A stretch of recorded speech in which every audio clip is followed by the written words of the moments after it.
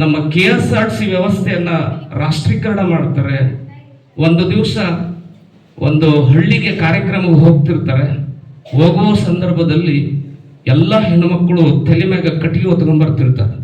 ಕಟ್ಟಿಗೆ ಹೊರ್ಕೊಂಡ್ ಬಂದ ತಕ್ಷಣ ಇವರು ಮುಖ್ಯಮಂತ್ರಿ ಕಾರು ಹೋದ ತಕ್ಷಣ ಅವ್ರು ಕೆಳಗಿಳಿತಾರೆ. ಆ ಎಲ್ಲ ಹೆಣ್ಮಕ್ಳು ಎದರಿ ಕಟ್ಟಿಗೆನ ಕೆಳಗೆ ಹೋಗೋದು ಓಡು ಓಡು ಓಡು ಓಡು ಓಡು ಹೋಗ್ಬಿಡುತ್ತೆ. ಅವಾಗ ಅಲ್ಲಿರ್ತಕ್ಕಂಥ ಒಬ್ಬ ರಾಜಕೀಯ ಮುಖಂಡರು ಡಿ ದೇವರಾಜ ಅರಸರ ಜೊತೆ ಸಂವಾದ ಮಾಡಿ ಸ್ವತಃ ಅವ್ರನ್ನ ಅಲ್ಲಿ ಕರ್ಕೊಂಡು ಹೋಗ್ತಾರೆ. ಕರ್ಕೊಂಡೋಗಿ ಅವ್ರ ಕಡೆ ಕುಂದಿರಿಸ್ಕೊಂಡು ಚರ್ಚೆ ಮಾಡ್ತಾರೆ. ಅವಾಗೆಲ್ಲ ಅಜ್ಞಾನ ಮತ್ತು ಅನಕ್ಷರತೆ ಜಾಸ್ತಿ ಇದೆ.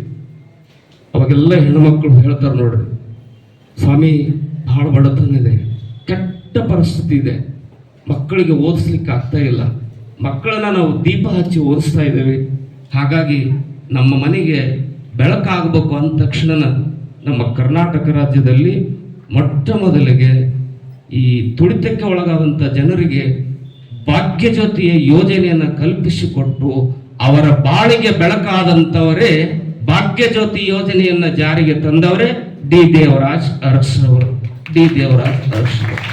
ಅವರ ರಾಜಕೀಯ ಬಹುಶಃ ಅವರ ರಾಜಕೀಯ ಕ್ಷೇತ್ರ ಯಾವತ್ತಿಗೂ ಕೂಡ ತುಳಿತಕ್ಕೆ ಒಳಪಟ್ಟವರು, ಹಿಂದುಳಿದವರನ್ನ, ಅಲ್ಪಸಂಖ್ಯಾತರನ್ನ, ಸಮಾಜದ ಕಟ್ಟಕಡೆಯ ವ್ಯಕ್ತಿಗಳನ್ನ ಸಾಮಾಜಿಕವಾಗಿ, ಶೈಕ್ಷಣಿಕವಾಗಿ, ಆರ್ಥಿಕವಾಗಿ, ರಾಜಕೀಯ ಕ್ಷೇತ್ರದಲ್ಲಿ ಮುಂದೆ ತರುವಂತ ನಿಟ್ಟಿನಲ್ಲಿ ಒಂದು ಐತಿಹಾಸಿಕ ಕರ್ನಾಟಕ ರಾಜ್ಯದಲ್ಲಿ ಒಬ್ಬ ಒಳ್ಳೆಯ ಸಂಸದೀಯ ಪಟುವಾಗಿ, ಒಬ್ಬ ರಾಜ್ಯದ ಒಳ್ಳೆಯ ಮುಖ್ಯಮಂತ್ರಿ ಆಗಿ ಸುಮಾರು ಅವರು ಕೆಲಸ ಮಾಡಿದ್ದು ನೀವೆಲ್ಲ ಗಮನಿಸಬೇಕು.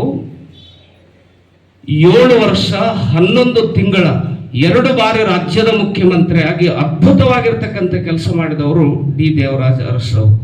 ಎಸ್ ನಿಜಲಿಂಗಪ್ಪನವರ ಮುಖ್ಯಮಂತ್ರಿಯ ಆಡಳಿತದ ಅವಧಿಯಲ್ಲಿ ಅವರು ಬಹುಶಃ ಕಾರ್ಮಿಕ ಮಂತ್ರಿಯಾಗಿ, ರೇಷ್ಮೆ ಇಲಾಖೆಯ ಮಂತ್ರಿಯಾಗಿ ಅನೇಕ ಅದ್ಭುತವಾದಂಥ ಕೆಲಸಗಳನ್ನು ಮಾಡ್ತಾರೆ. ಆದರೆ ರಾಜಕೀಯ ಕ್ಷೇತ್ರದಲ್ಲಿ ಅವತ್ತು ಅವರಿಗೆ ಎಲ್ಲ ನಾಯಕರು ಸಪೋರ್ಟ್ ಮಾಡಿದರೆ ಅವ್ರಿಗೆ ಬರ್ತಕ್ಕಂಥ ಕೆಟ್ಟ ದಿನಗಳು ಅವರು ಒಂದು ಪರಿಶೀಲನೆ ಸಹ ಸಾಕಷ್ಟು ಸಿಲೆಬಸ್ಸಲ್ಲಿದೆ. ಆಗಾಗ ನಮಗೆ ಸುಧಾರಣೆಗಳು ಅಂತ ಅಗತ್ಯ ಬಂದಾಗ ಕೆಲವೇ ವ್ಯಕ್ತಿಗಳು ಮಾತ್ರ ಆ ಸುಧಾರಣೆಯನ್ನು ತರುವಂಥ ನಿರ್ಣಯಗಳನ್ನು ಭಕ್ತಿಯಿಂದ ಅಥವಾ ಧೈರ್ಯದಿಂದ ಅಥವಾ ಶೌರ್ಯದಿಂದ ಮಾಡಿದಂಥ ಉದಾಹರಣೆಗಳನ್ನು ನಾವು ಕೆಲವೇ ಜನಗಳಲ್ಲಿ ನಾವು ನೋಡ್ತೇವೆ. ಅದರಲ್ಲಿ ಸಾಕಷ್ಟು ಮಹನೀಯರು, ಅವರನ್ನೆಲ್ಲರನ್ನೂ ಸಹ ನಾವು ಮನೆಯರು, ಮಹಾತ್ಮರು ಅಂತ ಹೇಳ್ಬಿಟ್ಟು ಪೂಜಿಸ್ತಾ ಬರ್ತಾ ಇದ್ದಾವೆ. ಒಬ್ಬ ರಾಜಕಾರಣಿಯಾಗಿ ಬಾಬು ಜಗಜೀವನ್ ರಾಮ್ ಅವರ ನಂತರದಲ್ಲಿ ಅವರು ಪ್ರೀ ಇಂಡಿಪೆಂಡೆನ್ಸ್ ಇದ್ದಾಗಲಿಂದನೂ ಸಹ ಹಿಂದುಳಿದ ಮತ್ತು ದಲಿತ ವರ್ಗಗಳ ಅಭಿವೃದ್ಧಿಗಾಗಿ ಸಾಕಷ್ಟು ಧ್ವನಿಯನ್ನು ಎತ್ತಿದಂಥವರು ಹಾಗೂ ಅವರನ್ನು ಅವ್ರಿಗೋಸ್ಕರ ಶ್ರಮಿಸಿದಂಥವರು.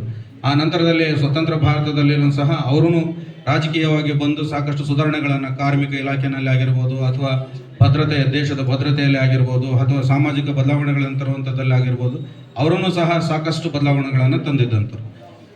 ಹಾಗೆ ಕರ್ನಾಟಕದಲ್ಲಿ ದೇವರಾಜ್ ಅರಸೂರು ಅವರು ಸಹ 1952ರಲ್ಲಿ ಪ್ರಥಮ ಬಾರಿಗೆ ಅವರು MLA ಆಗಿ ಆಯ್ಕೆ ಆಗಿ ಮೈಸೂರು ಸಂಸ್ಥಾನ ಇದ್ದಾಗಲೂ ಸಮೇತ ಅವರು ಪ್ರಥಮ ಬಾರಿಗೇ 1952ರಲ್ಲೇ ಆಯ್ಕೆ ಆಗಿ ನಂತರದಲ್ಲಿ ರಾಜಕೀಯವಾಗಿ ಸಾಕಷ್ಟು ಅನುಭವವನ್ನು ಹೊಂದುತ್ತಾರೆ.